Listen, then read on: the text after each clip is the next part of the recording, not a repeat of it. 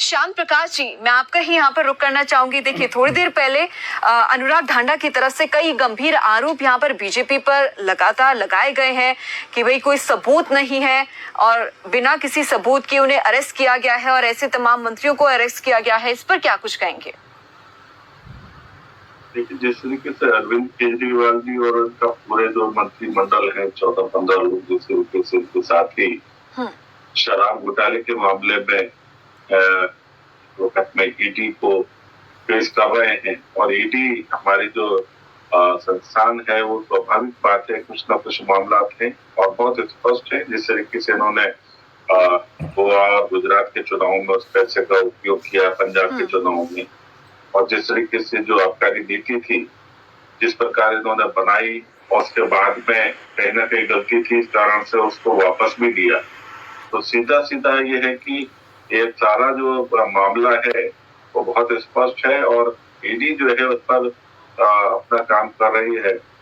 अब चूंकि पीछे भी चुनाव के दौरान में ये इंटरिम बेल लेकर के चुनाव प्रचार के लिए जिस तरीके से बाहर आए, उस वक्त में भी ईडी जो है उसने तो काफी रोकने की कोशिश की, मगर ठीक है, उनको जमानत मिल गई। और मैं जिस तरीके से आज पढ़ रहा था कि ईडी जो है आज भी जो है जमानत के पक्ष में नहीं थी, क्योंकि अभी काफी काम जो है इसके ऊपर होना है। अभी उन्होंने रिपोर्ट भी तैयार नहीं कर पाए हैं, समय भी नहीं मिल पाया है पूरा। और उससे पहले जो है निचली अदालत ने उनको जिस तरीके से जमानत दी है तो वो हाईकोर्ट गए और हाईकोर्ट ने उसको संज्ञान में लिया है और जब तक वो सुनवाई नहीं कर लेते तब तक जो है बेल पर जो है रोक रहेगी। मैं समझता हूँ कि कहीं भी किसी भी सूरत में कोई गलत हुआ है तो न्यायपालिका अपना बहुत अच्छे तरीके से काम कर रही है और किसी सूरत में अगर किसी ने अपराध किया है तो उससे नहीं बचेगा और यदि अपराध नहीं किया तो मैं समझता हूँ अरविंद केजरीवाल जी ठीक ठाक अपना वापस आएंगे। इसमें उनको सहयोग करना चाहिए। बिल्कुल बिल्कुल श्याम प्रकाश जी, बिल्कुल आप सही कह रहे हैं। सुरेंद्र जी, आपसे समझना चाहेंगे कि ये सिनेरियो आखिरकार जा कहाँ रहा है, क्योंकि एक तरह नीट का पेपर प्रूफ है। बीजेपी लगातार ईडी जो है बीजेपी के इशारों पर चल रही है, इस तरह के आरोप भी उनकी तरफ से लगाए गए हैं। देखिए, कई मायने में जिस बात से आम आदमी पार्टी के कार्यकर्ता और उनके नेता अपना जो गलती है उसका ठेका भारतीय जनता पार्टी और भाजपा सरकार हमारे ऊपर जो जिस तरीके से ये लगा रहे हैं कि किसी भी सूरत में जो है ठीक नहीं है। मैं समझता हूँ कि उन्होंने एक अपराध किया है और इस अपराध का जो विरोध है वो कांग्रेस ने बेसिकली किया, जिसके के खिलाफ आई और भ्रष्टाचार करने वालों के खिलाफ जो है ईडी को और शक्ति प्रदान की, उसको आजादी की, स्वतंत्रता की। आज ईडी जो है अपना काम कर रही है। ठीक है सर, मैं आपको यहाँ पर रोकना चाहूंगी। हमारे साथ वरिष्ठ उपाध्यक्ष आम आदमी पार्टी के अनुराग ढांडा जी जुड़ गए हैं। सर, खबर फास्ट पर बहुत बहुत स्वागत है आपका। सर, मेरी आवाज आप सुन पा रहे हैं अनुराग जी? शुक्रिया, बताइए जी। अनुराग जी, जैसे कि आपने सुना, श्याम प्रकाश जी को आरोप लगाए जा रहे हैं कि भाई अगर गलत काम किया है तो जरूर उन्हें सजा मिलेगी, कोई सबूत नहीं है। मैंने ये भी सवाल उनसे पूछा, क्या कुछ कहेंगे आप इस पूरे सिनेरियो को? मैंने ये तो नहीं सुना कि आपके अभी क्या कौन बोल रहे थे, मैं नहीं सुन पाया, लेकिन मैं इतना जरूर कह सकता हूँ कि जो कोर्ट ने जो आदेश दिया है लोअर कोर्ट में, उसमें बहुत क्लियर तक मेंशन है। उन्होंने लिखा है कि ईडी कोई सबूत पेश नहीं कर पा रही है, मनी ट्रेल पेश नहीं कर पा रही है और कह रहे हैं कि हमें और समय चाहिए उसको एस्टेब्लिश करने के लिए। जब पूछा गया कितना समय चाहिए, वो ये भी नहीं बता पा रहे हैं कितना समय चाहिए, लेकिन उनकी एक जिद है। उनकी जिद है कि अरविंद केजरीवाल जेल के अंदर रहने चाहिए किसी भी कीमत पे। तो हमको ये समझ नहीं आ रहा है कि भारतीय जनता पार्टी जिस कानून न्याय की दुहाई देती है हमेशा, वो कानून और न्याय का सम्मान क्यों नहीं करना चाहती है। अब एक कोर्ट का ऑर्डर आया है, कम से कम ईडी उस ऑर्डर को पढ़ तो लेती, उसके तर्क को समझ तो लेती और उसके आधार पे चैलेंज करते तो भी बात समझ में आती। बिना डिटेल्ड रिटर्न ऑर्डर आए हुए हाई कोर्ट में जिस तरीके से अफरा तफरी में पहुंची है ईडी, उससे तो लगता है कि ईडी को कोई और काम ही नहीं है। ईडी को सिर्फ एक ही काम दिया गया है कि अरविंद केजरीवाल जी को, आम आदमी पार्टी के नेताओं को किसी भी हालत में जेल के अंदर रखना है। कोई कानून सम्मत हो नहीं हो, किसी भी हालत में जेल के अंदर उनको रखना है। इससे तो ये लगता है कि मोदी जी के स्पष्ट निर्देश हैं, अरविंद केजरीवाल जी को राजनीतिक कैदी बना के जेल के अंदर रखिए किसी भी हालत में।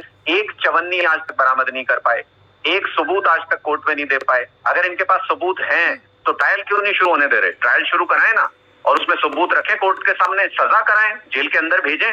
स्वागत है इनका, अगर इनके पास हिम्मत है, इनके पास सबूत है, इनके पास कोई बरामदगी है तो जाए कोर्ट के अंदर साबित करें।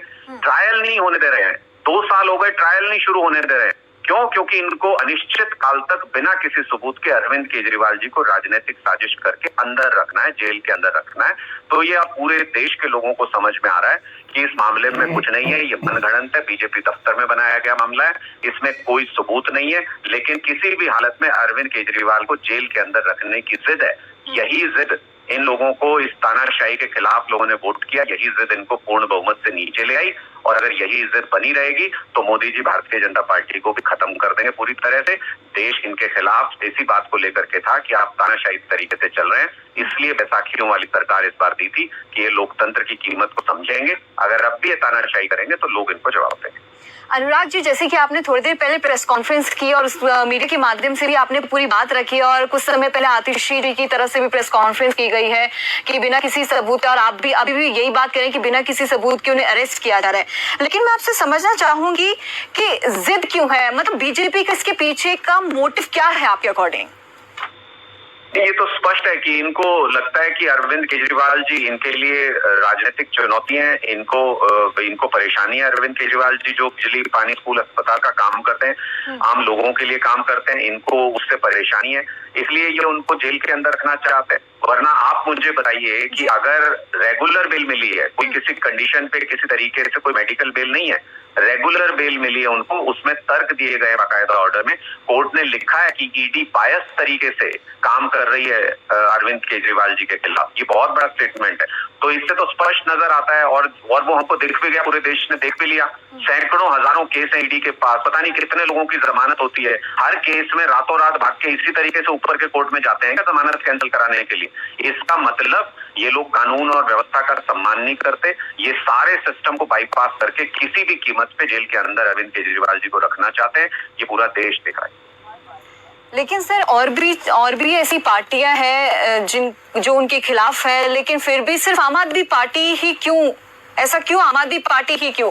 क्योंकि देखिए, हमने दिल्ली में तो देखा है कि काम किया है जरूर, लेकिन सेंट्रल गवर्नमेंट बहुत बड़ी गवर्नमेंट है ना इस समय, तो क्यों उन्हें डरने की जरूरत है इतना? जवाब तो मोदी जी से पूछिए ना कि उनको इतना डर क्यों लगता है। इतनी बड़ी पार्टी है उनकी, इतने बड़े नेता हैं वो, उनको इतना डर क्यों लगता है अरविंद केजरीवाल जी से? इसका जवाब तो मोदी जी से पूछना चाहिए किसी न किसी इंटरव्यू में आप लोगों को, कि आखिर अरविंद केजरीवाल जी जैसे आम व्यक्ति से इतना डर क्यों लगता है मोदी जी को। ये उनको जवाब देना चाहिए, क्योंकि इतने सारे नेताओं के ऊपर केस चलते हैं, इतनी सारी बेल होती है, ऐसा क्यों कि अरविंद केजरीवाल जी के केस में ही होश गंवा करके ईडी आनंद फानंद में उस बेल को रुकवाने के लिए भाग दौड़ कर रही है। ये स्पष्ट तौर पे बताता है कि उनको राजनीतिक आदेश है ऊपर से, उनको बीजेपी के आकाओं से रातों रात ये आदेश दिया गया है, किसी भी हालत में जेल से बाहर अरविंद केजरीवाल नहीं आने चाहिए। हमको न्याय पर, हमको कोर्ट पर पूरा भरोसा है, सच की जीत होगी, न्याय की जीत होगी, आप देखते जाइए। तो सर अगला स्टेप अब क्या होगा? नहीं, ये तो अभी कोर्ट के अंदर हियरिंग चल रही है। पार्टी का अगला स्टेप क्या होगा?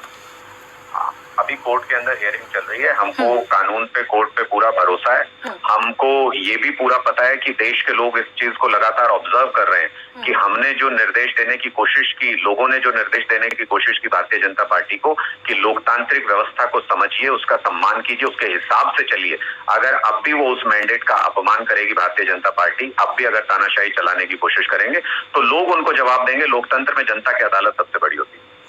चलिए, बहुत बहुत धन्यवाद सर, आप हमारे साथ जुड़े और कीमती वक्त आपने हमें दिया। तो जैसे कि हमने अभी वरिष्ठ उपाध्यक्ष अनुराग ढांडा जी से भी हम लोगों ने अभी बात की है, उन्होंने तमाम बड़ी बातें कही और गंभीर आरोप भी यहाँ पर लगाए हैं। शान प्रकाश जी, मैं आपके पास यहाँ पर आना चाहूंगी। देखिए, अनुराग ढांडा जी को आपने सुना ही होगा, कई गंभीर आरोप भी उनकी तरफ से लगाए गए हैं। उन्होंने साफ तौर पर कहा है कि बीजेपी नहीं चाहती, या फिर यूं कहे कि प्रधानमंत्री नरेंद्र मोदी नहीं चाहते कि अरविंद केजरीवाल जेल से बाहर आए। वो किसी भी तरीके से अंदर रखना चाहते हैं जेल में केजरीवाल जी को। देखिए, हम लोग संविधान का सम्मान करते हैं। किसी भी सूरत में संविधान जो उसमें जो सब चीजें लिखी हुई हैं, जो सब न्यायपालिका की व्यवस्था लिखी हुई है, हम उसका सम्मान करते हैं। और जिस प्रकार से ईडी कल उनकी जमानत होने के पश्चात लोअर कोर्ट में आज हाई कोर्ट में गई है, तो हमें उसका भी सम्मान करना है।